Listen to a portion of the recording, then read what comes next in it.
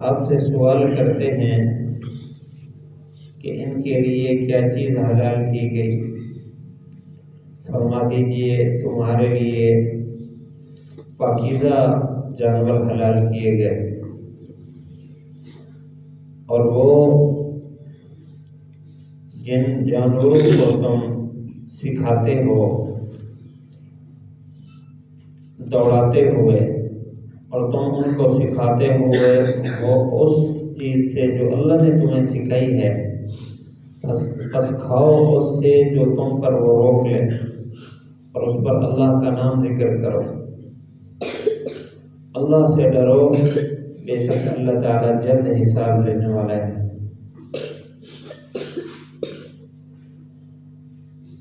پچھلے آیت میں حلال اور حرام کا تذکرہ تھا، اس آیت میں حلت اور حرمت کے مسائل، اس صورت میں ابتدائی سے ان مسائل کا تذکرہ ہے۔ عدی بن حاتم تائی کے بیٹے حضرت عدی رضی اللہ تعالی عنہ نے آپ صلی اللہ علیہ وسلم سے سوال کیا کہ ہم شکاری لوگ ہیں تو ہمیں شکار میں جانا پڑتا ہے، تو یہ بتائیں شکاری جانوروں میں سے کون سے جانور ایسے ہیں جن کا شکار کرنا ہمارے لیے جائز ہے، اور پھر شکار کرنے کے بعد کون سے جانور ہیں جن کو ہم حلال سمجھیں۔ اس کی تفصیل آپ صلی اللہ علیہ وسلم سے طلب فرمائی۔ یہ عجیب اللہ تعالیٰ کی حکمت ہے کہ مختلف مزاج کے صحابہ تھے، ہر ایک نے اپنے مزاج کے حوالے سے سوال کیا، تو امت کے لیے بہت ساری راہیں کھل گئی، اللہ کی طرف سے آیات اتری، اس لیے صحابہ کا امت پر بڑا احسان ہے۔ مثال کے طور پر ایک صحابی حضرت عمران بن حسین رضی اللہ تعالی عنہ، وہ بیمار رہے، تقریباً 32 سال چارپائی پر لیٹے رہے، اور آپ صلی اللہ علیہ وسلم سے مرض کے جتنے مسائل ہیں زیادہ تر وہ انہی سے ثابت ہیں، وہ ان کو روایت کرتے ہیں۔ شکار کے بارے میں حضرت عدی بن حاتم رضی اللہ تعالیٰ عنہ سے احکام مروی ہیں، انہوں نے اللہ کے نبی صلی اللہ علیہ وسلم سے پوچھا۔ تجارت کے بارے میں حضرت عبد الرحمن بن عوف رضی اللہ عنہ، یہ حضرات، اسی طرح کاشتکاری کے بارے میں انصار صحابہ ہیں، تو ہر ایک مزاج کے اللہ کے نبی کے شاگرد تھے جو اللہ کے نبی سے سوالات کرتے تھے۔ اللہ نے آیات بھی اتاری، کیونکہ قرآن مجید تو ازل سے ہے، تو اللہ تعالیٰ نے ایسے افراد پیدا کر دیے جو موقع کی مناسبت سے سوال کرتے، اور اللہ کی طرف سے وہ حکم جو پہلے سے طے تھا وہ اللہ اتار دیتے۔ یسألونک ماذا احل لهم، آپ سے سوال کرتے ہیں ان کے لیے کیا چیز حلال کی گئی۔ یہاں مراد شکاری جانوروں میں سے کون سا جانور حلال ہے؟ آپ صلی اللہ علیہ وسلم نے اس کی تفصیل بیان فرمائی، قل احل لکم الطیبات، یہاں اجمال ہے کہ تمہارے لیے پاکیزہ چیزیں حلال کی گئی، مطلب یہاں اصول بیان کرنا ہے اور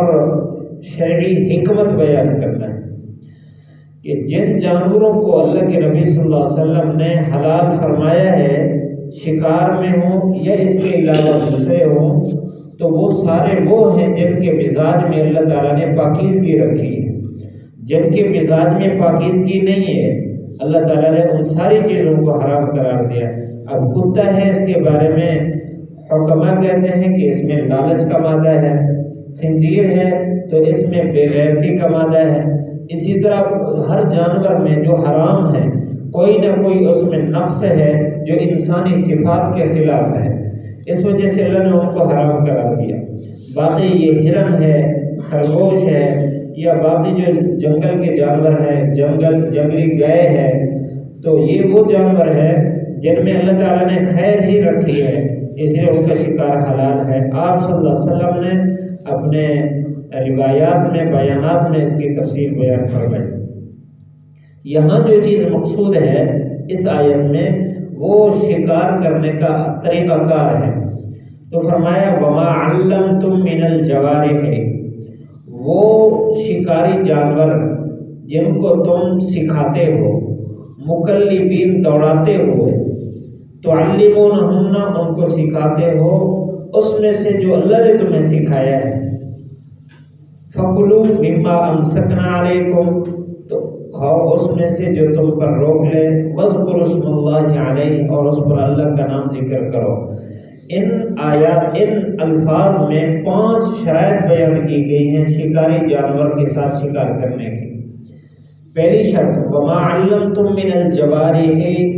جوارح جارح کی جمع ہے، مراد اس سے وہ جانور جو شکار کے لیے چھوڑا جائے اور شکار کو وہاں جا کر پکڑ لے، اس کو زخمی کر دے، تو اس سے وہ جانور مراد ہے۔ تو یہاں ایک شرط یہ ہے وما علمتم من الجوارح کہ وہ زخم کرنے والا ہو، یعنی نیشوں والا جانور ہو، مکلبین دوڑایا جائے، تعلمونہن اس کو سکھایا ہوا اس میں جو اللہ نے تمہیں سکھا، تم نے ان کو سکھایا جو اللہ نے سکھایا۔ اب یہ جو جانور ہیں جن کو شکار کے لیے استعمال کیا جاتا ہے، عموماً 2 طرح کے جانور ہیں، ایک کتا ہے اور دوسرا باز ہے جو اڑتا ہے، پرندہ ہے۔ یہ جو کتا ہے اس کے بارے میں اللہ کے نبی صلی اللہ علیہ وسلم نے فرمایا کہ کتے کو سکھایا اور وہ بغیر مالک کے چھوڑنے کے شکار کے پیچھے خود نہیں جاتا، مالک جب چھوڑے اس کو پھر جاتا ہے اور شکار پکڑ کر لے آتا ہے، اس میں سے کچھ خود بالکل نہیں کھاتا، تو یہ ہے سکھایا ہوا۔ تو فرمایا علمکم اللہ، جو اللہ نے تمہیں سکھایا۔ تو کتے کے بارے میں اللہ کے نبی صلی اللہ علیہ وسلم نے جو وضاحت فرمائی وہ یہی ہے کہ اتنا سکھایا ہو کہ جب تک مالک نہ چھوڑے اس وقت تک وہ نہ جائے۔ مکلبین میں اس لفظ کی طرف اشارہ ہے، تکلیب کہتے ہیں کہ چھوڑنے کو، اور مراد اس سے یہ ہے کہ جب تک چھوڑا نہ جائے اس وقت تک چاہے وہ شکار کو دیکھ لے خود سے نہ جائے۔ اور پھر اس کی تعلیم کیا ہے کہ اگر اس کو مالک کے لیے پکڑ کر لائے تو پھر اس میں سے اپنا حصہ نہ ڈالے۔ آگے فرمایا فَكُلُوا مِمَّا أَمْسَكْنَا عَلَيْكُمْ، کھاؤ اس میں سے جو وہ تمہارے لیے روک کے رکھے۔ اگر جانور نے، اس کتے نے جا کر وہاں شکار سے کچھ کھا لیا پھر لے آیا، تو مفسرین علماء فقہا فرماتے ہیں کہ یہ جانور اب سیکھا ہوا نہیں سمجھا جائے گا، چاہے پہلے شکار کرتا رہا ہو، اب اس کا شکار معتبر نہیں ہے، اس کی اپنی خواہش غالب آ گئی ہے مالک کی تعلیم پر، اس وجہ سے اس کا شکار معتبر نہیں ہے۔ وَاذْكُرُوا اسْمَ اللَّهِ عَلَيْهِ، اس پر اللہ کا نام ذکر کیا جائے۔ 5 شرائط آ گئی۔ پہلی شرط یہ ہے کہ وہ سکھایا ہوا ہو، دوسری شرط یہ ہے کہ اس کو چھوڑا جائے بسم اللہ اللہ اکبر کہہ کر، اور تیسری شرط یہ ہے کہ وہاں جا کر وہ پکڑے اور وہ اس کو لے آئے، کھائے کچھ نہ، اور 5ویں شرط یہ ہے کہ وہ اس کو زخمی کر دے، جوارح میں اس بات کی طرف اشارہ ہے، زخمی کر دے اور اس کا خون بہہ جائے۔ اب یہ جانور جب لے کر آیا تو مرا ہوا تھا، تو یہ جانور شکاری کے لیے حلال ہے، اور اگر اس زندہ باقی ہے، اس میں سانس موجود ہے، ہرن پکڑ کر لایا سانس موجود ہے اس کی، تو ایسی صورت میں اس پر چھری چلا کے اس کو ذبح کرنا ضروری ہے۔ کوئی پرندہ پکڑ کر لائے تو اگر وہ زندہ ہے تو ایسی صورت میں اس پر چھری چلا کر اس کو ذبح کیا جائے گا، اگر اس سے پہلے یہ مر گئے، زخمی کر دیا تھا، تو پھر حلال ہے۔ تو فرمایا اور بعض کے لیے کیا چیز، بعض کے لیے تعلیم یہ ہے کہ جب اس کو چھوڑا جائے اور وہ پکڑ کر لے آئے، لیکن ساتھ ایک اضافی شرط ہے کہ وہ جا رہا ہو، اگر مالک اس کو بلائے واپس آ جائے تو وہیں سے واپس آ جائے، شکار کو پکڑے گا، تو یہ سکھایا ہوا سمجھا جائے گا۔ ایسے بعض کو اگر بسم اللہ اللہ اکبر پڑھ کر چھوڑا جائے اور وہ جا کر کسی پرندے کو، کسی جانور کو پکڑ کر لے آئے اور وہ اس کو اپنے پنجوں سے زخمی کر دے اور اس کے مالک کے پاس لانے سے پہلے وہ شکار مر گیا تو وہ شکار حلال ہے۔ اس کے ساتھ ساتھ تیر کے ساتھ شکار کرنے کا کچھ تذکرہ پہلے درس میں ہو چکا ہے، وہ بھی اس میں ہے کہ اگر تکبیر پڑھ کے بسم اللہ اللہ اکبر کہہ کر اس نے تیر مارا اور تیر نے جا کر اس کو زخم کر دیا، اور ایسی صورت میں اس مالک کے پہنچنے سے پہلے وہ پرندہ مر گیا، وہ شکار مر گیا تو وہ حلال ہے، اور اگر وہاں جا کر اس کو پایا ہے وہ حلال تھا، ایسی صورت میں اس کو ذبح کرنا لازم ہے۔ اب اس کے بعد اگر اس نے ذبح نہ کیا، اس کے پاس چھری کوئی نہیں ہے، وہی تیر ہے، تو وہ حلال نہیں ہوگا۔ یعنی اگر جا کر پائے اور وہ زندہ ہو، ذبح نہیں کیا تو پھر حلال نہیں ہے، تو وہ تیر کا جو لگایا ہوا ہے وہ معتبر نہیں ہے۔ تو بہرحال آگے فرمایا واتقوا اللہ، اللہ سے ڈرو۔ مفسرین فرماتے ہیں کہ ایک صحابی ہے، انہوں نے عرض کیا اللہ کے رسول، میں ایسے خاندان سے تعلق رکھتا ہوں، ہمارا سارا گزارا شکار پر ہے، ہم صبح سے شام تک شکار تلاش کرتے ہیں، تو ایسی صورت میں کبھی مجھ سے جماعت رہ جاتی ہے، تو اب اس کے بارے میں کیا وعید ہے؟ اب اللہ تعالیٰ نے یہ آیات ایسے لوگوں کے لیے اتاری، اللہ سے ڈرو، ایسا نہ ہو کہ شکار کے پیچھے تم اللہ کے احکام کو چھوڑ دو۔ لیکن اگر کوئی آدمی شکار کے لیے دور نکل گیا ہے اور وہ جماعت میں شریک نہیں ہو سکتا، تو رزق کی تلاش میں نکل جانا یہ جہاد فی سبیل اللہ ہے۔ اس لیے اگر تمہیں وہاں جماعت نہیں ملتی تو نماز نہیں چھوڑنی چاہیے، اللہ کی نافرمانی میں نہیں لگنا چاہیے، تو اللہ سے ڈرتے رہیں، اللہ تعالیٰ تمہیں اس کا بھی اجر عطا کرے گا۔ واتقوا اللہ ان اللہ سریع الحساب، جب دل میں خوف ہو کہ نماز چھوٹ نہ جائے، کہیں اللہ کی نافرمانی نہ ہو جائے، تو پھر شکار بھی ٹھیک ہوگا اور اللہ کے احکام بھی پورے ہوں گے۔ ان اللہ سریع الحساب، اللہ جلد حساب لینے والا ہے۔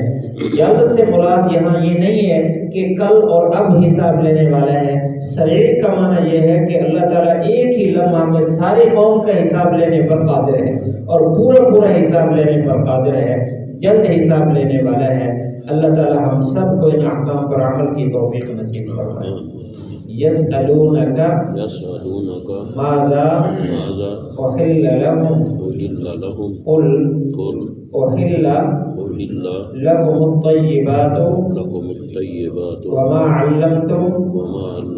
من الجوارح مکلبین تعلمونہن